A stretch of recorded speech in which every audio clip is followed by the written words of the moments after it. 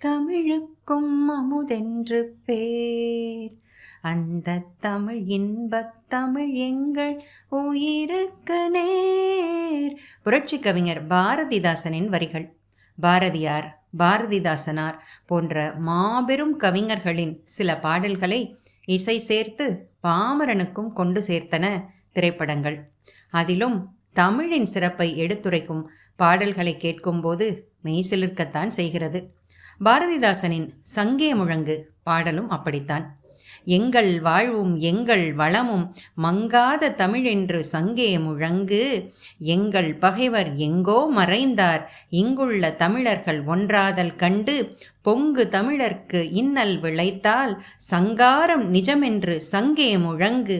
இசை சேர்த்து கலங்கரை விளக்கம் திரைப்படத்தில் பயன்படுத்தப்பட்ட பாடல் இது. அமுதே தமிழே அழகிய மொழியே எனதுயிரே, சுகம் பல தரும் தமிழ் பா, சுவையோடு கவிதைகள் தா, தமிழே நாளும் நீ பாடு. புலமை பித்தன் அவர்கள் எழுதிய உயிரோட்டமான வரிகள். தமிழால் பிழைத்த கவிஞர்களும் தமிழ் பிழைக்கட்டும் என்றுதான் எழுதினேன் என்று கர்ஜித்த சிங்கமும் வாழ்ந்த மண் இது. திரைப்பட பாடல்களில் தமிழின் அழகை எடுத்துரைக்க அவர்கள் என்றுமே மறந்ததில்லை. சரி, காதலி காதலனை தமிழாய் வர்ணித்தால் எப்படி இருக்கும்? மூன்று தமிழ் தோன்றியதும் உன்னிடமோ. வாலி அவர்கள் எழுதியது. கதாநாயகனை மேன்மைப்படுத்த சொல்லப்பட்ட அடுத்த வரி என்ன தெரியுமா? நீ மூவேந்தர் வழிவந்த மன்னவனோ, 4 குணம் சேர்ந்தது ஓர் பெண்ணிடமோ, அது நடை பழகி வந்ததென்ன என்னிடமோ.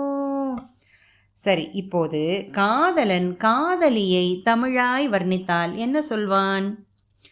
அவள் ஒரு நவரச நாடகம், ஆனந்த கவிதையின் ஆலயம், தழுவிடும் இனங்களில் மான் இனம்.